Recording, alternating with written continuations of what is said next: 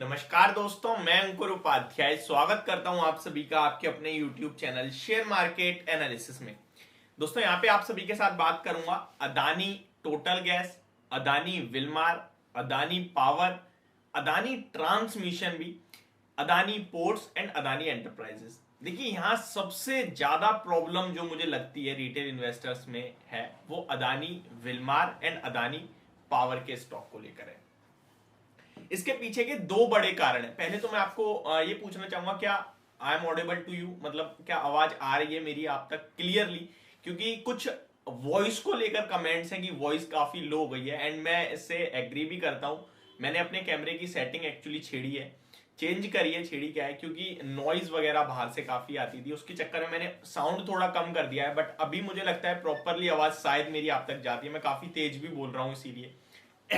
ठीक है। अभी यहाँ पे सबसे ज्यादा जो क्वेरीज रहती हैं, मुझे लगता है रिटेल इन्वेस्टर्स के पास जो सबसे ज्यादा स्टॉक वो Adani power and Adani Wilmar का है।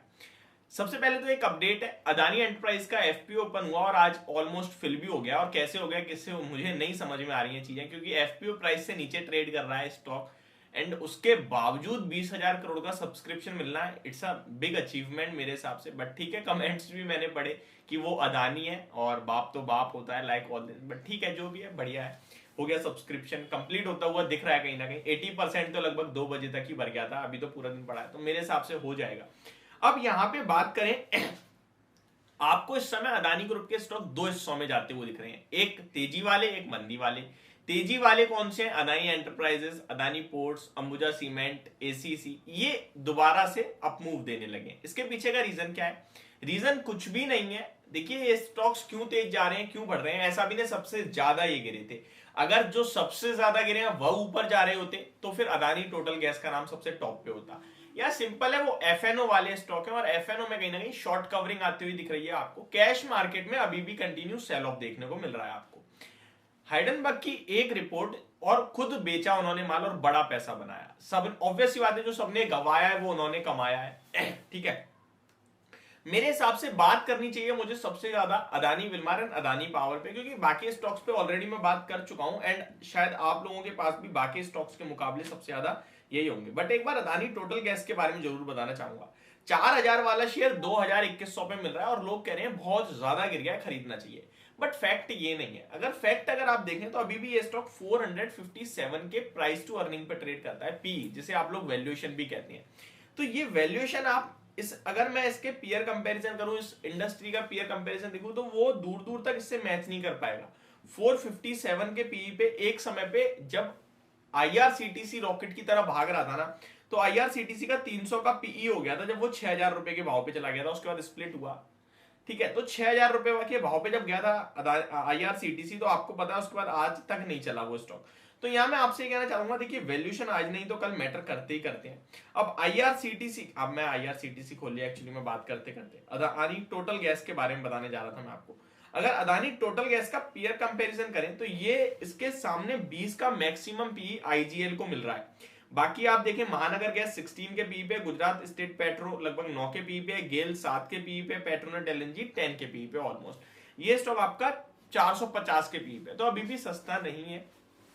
यहां से बाउंस बैक होगा और गिरेगा, इस पे मैं टिप्पणी नहीं कर रहा हूं, लेकिन मैं आपको ये कह रहा हूं अभी खरीदिए मत। आप एक बार क्लेरिफिकेशन आने दीजिए कि हाँ भाई सब कुछ सही हो गया है, ऊपर जाएगा, मतलब कोई इशू नहीं है। अदानी ग्रुप को थम्स अप मिला है तो खरीद लेंगे, अदरवाइज छोड़ दो। क्या जरूरत है, क्या जल्दबाजी है? मेरे हिसाब से भी आपको वेट करना चाहिए। अब आते हैं Adani power and Adani Wilmar. देखिए, अदानी पावर पे मैंने एक डिटेल्ड वीडियो बनाई थी, क्योंकि मुझे लगता है अदानी पावर पे काफी सारे लोगों के इश्यूज थे।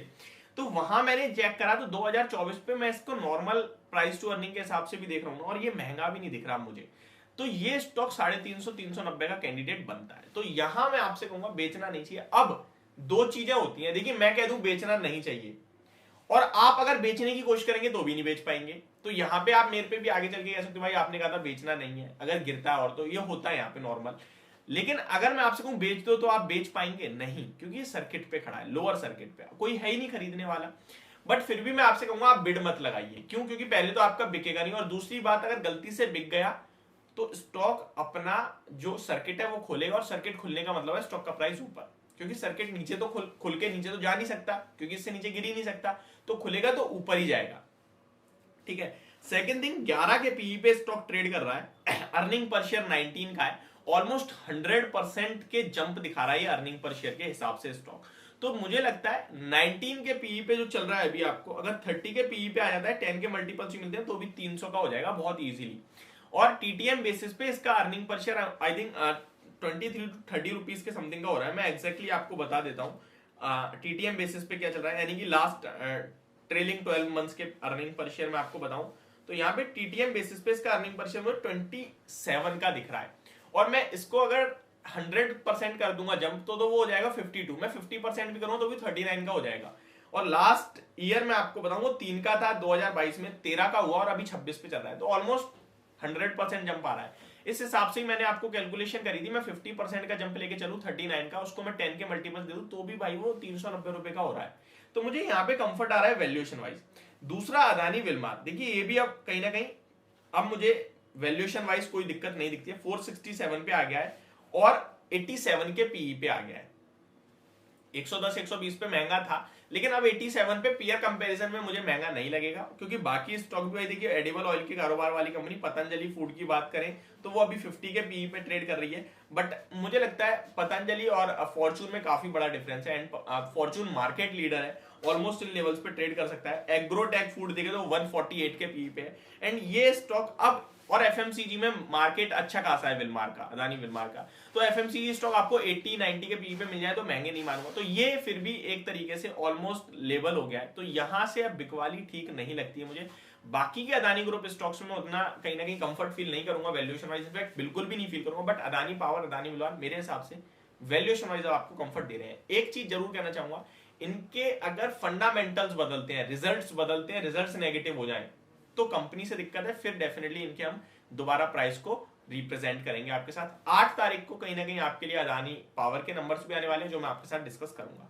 तो ये मेरी तरफ से आपके लिए एक डिटेल्ड वीडियो थी, होप आपको समझ में आई होगी। Thank you so much for watching this video, have a great day guys.